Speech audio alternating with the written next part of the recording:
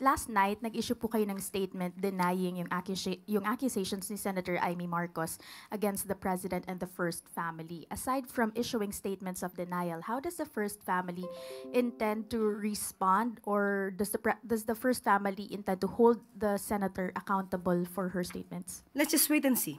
As of now, we do not have any plan of making any legal action against her. So let's just wait. Ma'am, when and where will the President draw the line? Some political analysts are saying that the Senator's statements are a form of destabilization. Does Malacanang view it as such? And how does Malacanang intend to act on that? Let us check first all the facts and the statements that she made.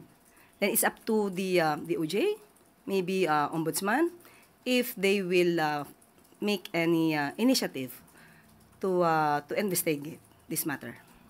Does the President feel compelled to personally and directly confront the allegations against him? What do you mean? Yung siya po mismo ang sasagot. Ano bang dapat sagutin? Well, corruption allegations and the allegations of drug use. Sino po ba ang nagbibigay ng alegasyon tungkol sa korupsyon? Ang sinabi ni Zaldico, pauwiin po natin siya dito, ibigay niya ang tamang mga dokumento niya kung meron siya, at saka po natin sagutin ang inyong katanungan.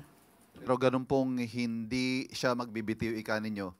But how is this going to affect his governance? Kasi whether true or not, meron po itong impact, for example, maybe sa international community or maybe domestically, meron pong mga nagdududa sa mga aligasyong ito. Ang mga magdududa lamang dito ay yung hindi gagamit ng kanilang isipan para alamin ang katotohanan. Matagal ng issue ang mga binabato sa Pangulo.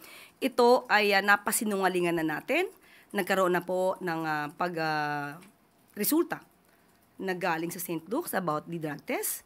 At pati po yung mga AI video na ipinupukol sa Pangulo na napatunayang peke, lahat po yan ay nasagot na.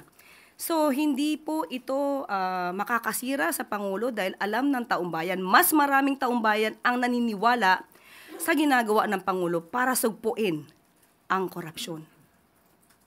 Sunod na tanong mula kay Alvin Baltasar, Radyo Pilipinas. Yusek, good afternoon po. Yusek, sa mga naging accusation, revelation kay Pangulong Marcos, from video ni Zaldico hanggang yung kahapong statement ni Senator Amy Marcos, sa assessment ninyo, naka-trigger ba ito ng public outrage against the President?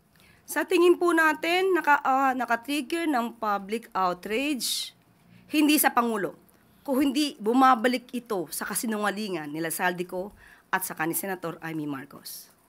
Marami na po mga eksperto, marami na rin po na mga liderato na nagpapatunay na ang sinabi ni Zaldico ay kaduda-duda. Hindi magmumula sa amin, kundi yung iba mga mambabatas na nagsasabing, hindi ka panipiniwala ang sinabi ni Zaldico. Kaya mas mabuting umuwi siya dito para patunayan niya ang kanyang mga bintang. Bintang na sa ngayon ay walang basihan.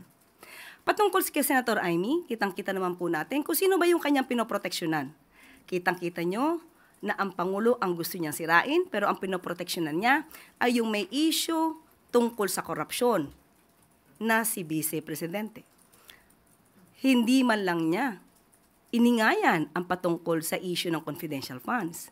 Hindi rin niya iningayan ang pagpapadala sa dating Pangulong Duterte sa ICC. Ang ininga niya dito ay pabor pa mismo sa taong umaming siya ay murderer. Hindi man lang yata niya inisip ang kalagayan ng mga taong di umanong biktima ng EJK. So kita niyo naman kung saan siya patungo, kaya wala siyang gagawin kundi isang desperadong aksyon.